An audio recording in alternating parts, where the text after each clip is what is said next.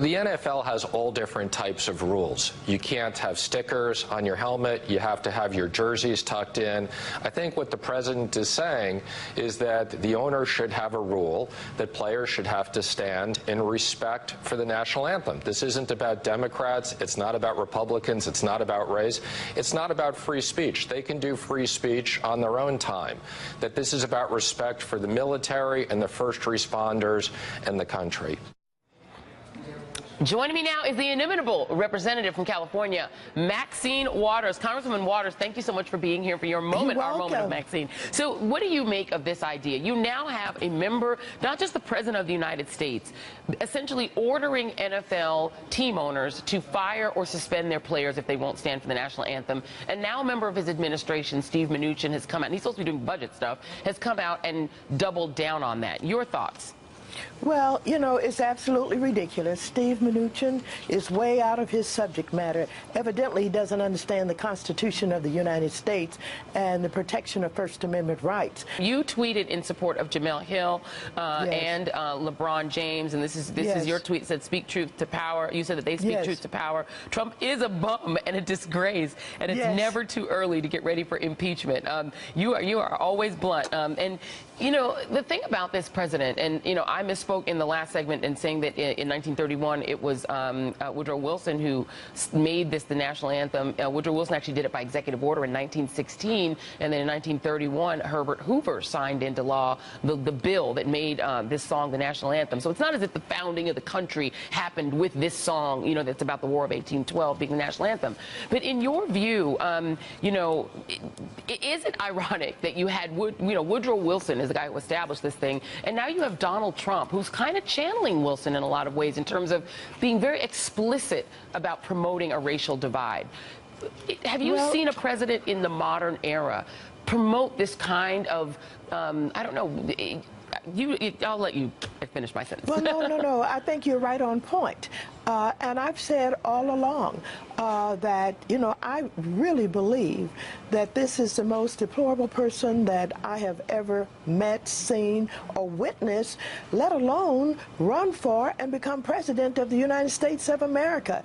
It is absolutely outrageous and dangerous what he's doing. He started dog whistling to that constituency during the campaign and started his division. And don't forget, Bannon said, when it's about race, we win, because they frighten people, they play into racism, they do what every other president either has attempted not to do or at least showed some signs of, you know, trying to bring people together or not divide. But he is about division. He is about signaling to that core group of his that this country that he wants to make great again is all about making it white. And it's all about saying to them that your troubles, your problems are caused by those people. I'm going to put a travel ban on people who we won't let into the United States of America because they're the ones who are undermining your efforts to do well. He's pointing now to the NFL. We know that the majority of these players are African Americans, and we know what he is doing. We're not tricked or fooled by him in any shape, form, or fashion. And someone said, how is it he can never criticize Putin or the Kremlin or Charlottesville and those KKK, nationalists, supremacists, etc. And here he is strongly criticizing, you know, football players and NFL players. And so it's clear. We know who he is. He's defined himself. What are we going to do about it? I know we're not talking about Russia and collusion today, and we're not talking about obstruction of justice, but I hope people understand it's about all of this that he should not be the president of the United States of America, and we got to get ready for impeachment. And you know what, I am actually going to come to you. I want to talk to you about a little bit about Russiagate as well, but just to stay on this voice for one more moment. A new poll, ABC News Washington Post poll, is Trump a uniter or divider? 66% say he's done more to divide than unite. 28% says he's done more to unite than divide. I think that's pretty definitive. Jemele Hill also tweeting about Donald Trump. Just so we're clear, the president's comments will only incite more player protests, not quell them. And, you know, we raised the question in the last panel, is what happens, Congresswoman, if one of Trump's supporters, which he does whip up into these frenzies at his rally, sometimes violently so, what if there's an incident that happens on a field? If you know, somebody decides to, you know, go after either verbally or otherwise one of these players, I'm wondering if there's a role for Congress here and censure. During the Clinton presidency, we had a lot of talk about censure. At some point, do you think that Congress might step in and use its, you know, sort of role to say, wait a minute, you have to stop this, and at least censure him for the things that he's doing? Well, you know, I don't know exactly what can be done or even what should be done. Right now, the Congress is focused on, tied up in dealing with Obamacare and the president's attempt to undermine it, to undo it, to basically destroy it. We have a budget to have to be dealt with. We have serious issues about infrastructure that he claimed he was going to be involved with, and tax reform. And so he is basically putting us all in a very difficult position because he has not focused on the issues of dealing with this country's needs. He's not even focused on what he said he was going to be about.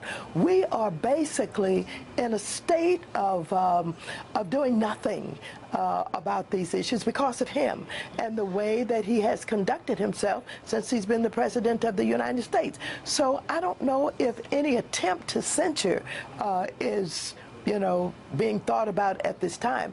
I think what most members of Congress are thinking about at this time, even Republicans, is we wish he'd stop it. We just wish he'd stop this division and stop this tweeting and stop goading Kim Jong-un in Korea, North Korea. We just wish that he would stop it so we could get on with the business of good public policy and legislating in the way that we should be doing. Yeah, and now I do want to talk about Russia with you, Congresswoman. You recently said, and you were quoted in The Hill as saying, I guarantee Trump is colluding with Russia. And you said that in the present tense. Do you believe that this president has in mind to further the interests of Putin's Russia even now after the election? Well, yes. You see, there's one aspect of this that I have focused on that has not really been focused on. And I'd like to remind people that this president said he would lift the sanctions. That's what Putin really wants, and he wants it now. He wants the sanctions lifted so he can drill for oil in the Arctic. It's worth billions of dollars. This is what Tillerson wants him to do. Tillerson negotiated the deal for Exxon. And, of course, a number of the allies around this president, including Flynn, including Manafort, including Roger Stone, including Cohen, and many others of his allies are all focused on this oil business in Russia, and they would like to see these sanctions lifted because it means that they all can be very, very rich. They can make a lot of money if the sanctions are lifted. And so right now Putin is disappointed because he thought that the president had the ability to walk into the presidency and lift the sanctions. Little did they know that toughening the sanctions was something that both houses had been focused on for some time. And once we had both Iran and Russia and North Korea combined in the sanctions, this president's hands were tied. And even though he fussed about it and didn't want to do it, he had to sign it.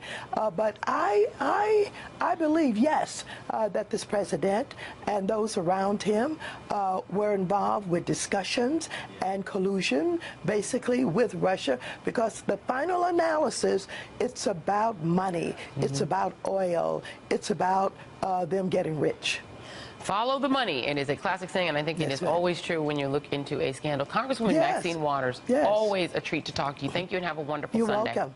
Thank you. All right, thank you. And hey there, I'm Chris Hayes from MSNBC. Thanks for watching MSNBC on YouTube. If you want to keep up to date with the videos we're putting out, you can click subscribe just below me or click over on this list to see lots of other great videos.